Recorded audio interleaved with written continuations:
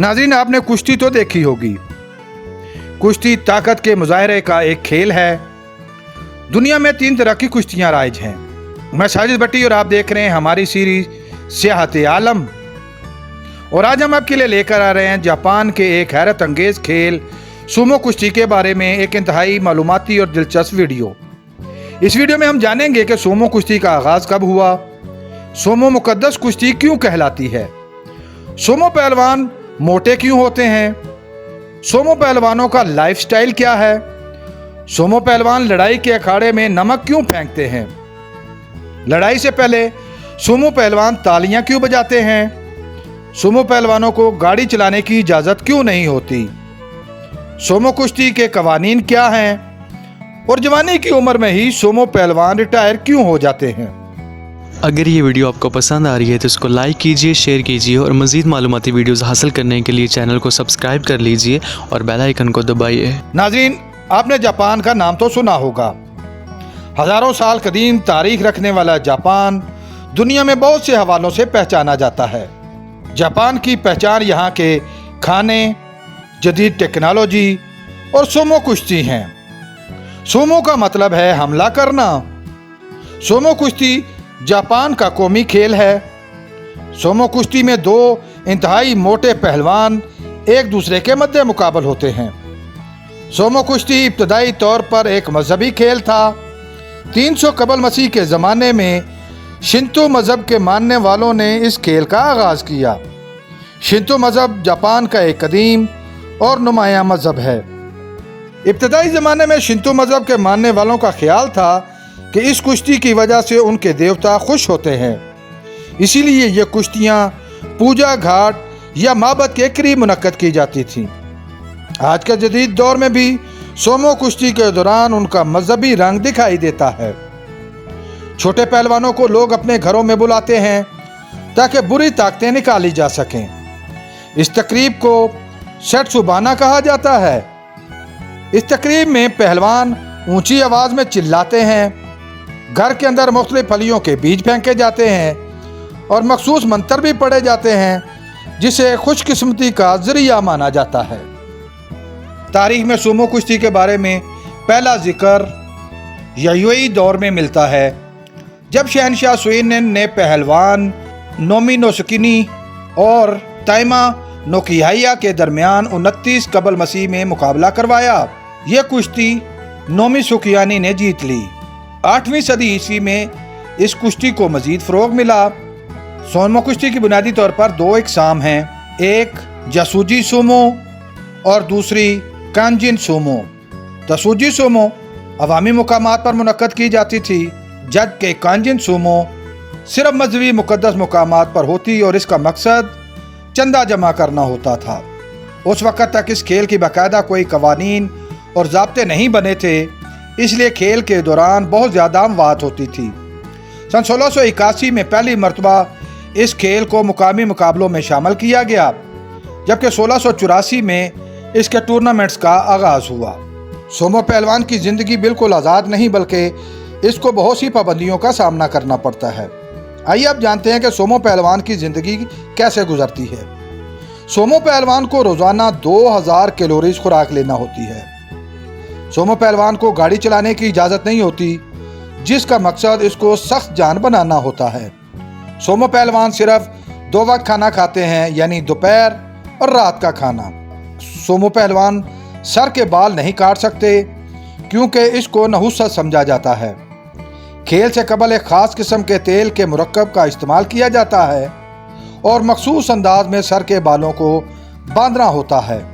कुश्ती के दौरान पहलवान को 30 फुट लंबी बेल्ट लंगोट की सूरत में अपने जिस्म के गिर्द बांधना होती है, जिसे नवाशी कहा जाता है। इस लंगोट का रंग खिलाड़ी के मर्तबे और रैंक को जाहिर करता है। इब्तदाई खिलाड़ी सिर्फ काले रंग के बेल्ट इस्तेमाल करते हैं। खेल के अलावा बाकी दिनों में पहलवान आम जापानी लिबास पहन सकते हैं। सूमो पहलवान को दाढ़ी के बाल बढ़ाने की इजाज़त नहीं होती। सूमो पहलवानों को शराब पीने की भी इजाज़त होती है और ये अपने खाने के साथ बेक वक्त कई जाम शराब भी पीते हैं। बहुत ज़्यादा वज़न होने की वजह से उनके लिए मखसूस किस्म के बाथरूम बनाए जाते हैं جس میں جسمانی صفائی کے لیے مخصوص مشینیں بھی لگائی جاتی ہیں۔ اتنا زیادہ وزن ہونے کے باوجود پہلوانوں کے جسم میں اس قدر لچک ہوتی ہے کہ وہ اپنے پاؤں کو بھی چھو سکتے ہیں۔ دیگر کھیلوں کی طرح سومو کشتی میں کھلاڑیوں کے وزن کے حساب سے کیٹیگریز نہیں ہوتی۔ کسی بھی وزن کا کھلاڑی کسی سے بھی مقابلہ کر سکتا ہے۔ سومو پہلوان کے لیے شرط ہے کہ وہ اپنے وزن کو 67 کلو سے کم نہیں ہونے دے گا۔ البتہ ریٹائرمنٹ کے بعد وزن کم کرنے کی اجازت ہوتی ہے۔ سومو پہلوان کا کیریئر بہت لمبا نہیں ہوتا۔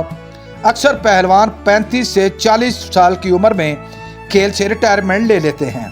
بھاری بھرکم جسم کی وجہ سے ہر ٹورنامنٹ سے قبل پہلوان کا طبی معائنہ لازمی کیا جاتا ہے۔ سومو پہلوان رنگ میں جا کر ایک پاؤں اٹھا کر زمین پر مارتا ہے، جو کہ جاپانی جنگی روایات کا حصہ ہے جس کو ریچولز کہا جاتا ہے۔ ماضی میں سومو کشتی کو ایک سفاکانہ تماشا بھی کہا جاتا تھا۔ سومو پہلوان کے وزن بڑھانے کے زیادہ سے زیادہ حد متعین نہیں، یہ وزن 200 کلو گرام تک بھی ہو سکتا ہے۔ آئیے اب جانتے ہیں سومو کشتی کے بنیادی معلومات۔ سومو کشتی کا رنگ بلند چوکور چبوترے پر بنایا جاتا ہے۔ اس رنگ کا ڈایا میٹر 15 فٹ تک ہوتا ہے اور اسے ڈوہیو کہا جاتا ہے، جس کے اوپر ایک چھت بنائی جاتی ہے۔ چوکور چبوترے کو بوٹ کہا جاتا ہے، جس کا سائز ہر طرف سے 18.7 فٹ ہوتا ہے۔ کشتی کروانے اور بنیادی فیصلوں کے لیے ایک ریفری ہوتا ہے جو تمام فیصلے کرتا ہے۔ ابتدائی زمانے میں صرف مرد ہی سومو پہلوان ہو سکتے تھے، مگر اب اس میں بہت سی تبدیلیاں کر دی گئی ہیں اور خواتین بھی اس کھیل میں حصہ لے سکتی ہیں۔ سومو کشتی جیتنے والے پہلوانوں کے لیے باقاعدہ ریٹنگز کی جاتی ہے، جس کے کل 9 درجے ہیں۔ سومو کشتی میں لڑائی کا سب سے بڑا اعزاز سوکوزونا کہلاتا ہے، جس کا مطلب ہے گرینڈ چیمپئن۔ اس وقت تک زیادہ تر سوکوزونا منگولیا یا پھر ہوائی سے تعلق رکھتے ہیں۔ سومو کشتی میں اعزازات مستقل نہیں ہوتے، بلکہ اس میں ترقی اور تنزلی ہوتی رہتی ہے۔ انٹرنیشنل سومو فیڈریشن اس کی ہر سال درجہ بندی کر کے اپنی ویب سائٹ پر جاری کرتی ہے۔ جاپان میں سال میں 6 بڑی چیمپئن شپ بھی منعقد ہوتی ہیں۔ سومو کشتی میں کئی پہلوان حصہ لیتے ہیں۔ بیک وقت 2 کھلاڑی رنگ میں اترتے ہیں۔ کھیل کے قوانین کے مطابق ہر کھلاڑی اپنے مد مقابل کو دھکیل کر رنگ سے باہر پھینکنے کی کوشش کرتا ہے۔ رنگ سے باہر جانے والا کھلاڑی ہار جاتا ہے، جبکہ دوسرے کو فاتح قرار دیا جاتا ہے۔ اس کے علاوہ کشتی کے دوران صرف پاؤں زمین پر لگتے ہیں۔ اگر کسی کھلاڑی کے جسم کا کوئی اور حصہ زمین کو چھو لے تو وہ کھلاڑی کھیل سے باہر ہو جاتا ہے۔ سومو کشتی کی خاص بات یہ ہے کہ اس کے لیے کھلاڑی کئی سالوں کی تیاری کرتا ہے۔ جسمانی مشقت کے ساتھ ساتھ سب سے زیادہ توجہ وزن کو بڑھانے پر دی جاتی ہے تاکہ مخالف کھلاڑی اس کو دھکیل نہ سکے۔ اس مقصد کے لیے کھلاڑی چربی بڑھانے والی مخصوص خوراک کھاتے ہیں اور دن کا بہت سا حصہ سو کر گزارتے ہیں۔ سومو کشتی کا شوق رکھنے والے نوجوان کو 15-16 سال کی عمر میں ہی سومو اسکول میں داخلہ لینا ہوتا ہے۔ اس اسکول یا کلب کو ہیا کہا جاتا ہے۔ سومو کشتی لڑنے والے کھلاڑی کو ریکیشی کہا جاتا ہے۔ ایک دفعہ کلب یا اسکول میں داخلہ لینے کے بعد کھلاڑی اپنی باقی پیشہ ورانہ زندگی اسی کلب سے وابستہ رہ کر گزارتا ہے۔ آج کے جدید جاپان میں بھی سومو کشتی کو ایک مذہبی مقدس کھیل جانا جاتا ہے اور اس سے توہم پرستی بھی جڑی ہوئی ہے۔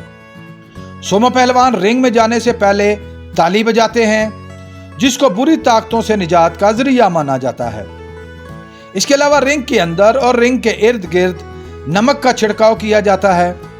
جاپانی روایات کے مطابق نمک کا چھڑکاؤ بری طاقتوں سے بچاتا ہے اور اس کو خوش نصیبی کا ذریعہ بھی مانا جاتا ہے۔ سومو کشتی اب آہستہ آہستہ جاپان سے باہر دیگر ممالک میں بھی پھیل رہی ہے اور اس کو بہت زیادہ مقبولیت مل رہی ہے۔ ناظرین، امید ہے آپ کو ہماری یہ کاوش پسند آئی ہوگی۔ بہت جلد ایک نئی معلوماتی اور دلچسپ ویڈیو لے کر آپ کے سامنے حاضر ہوں گے۔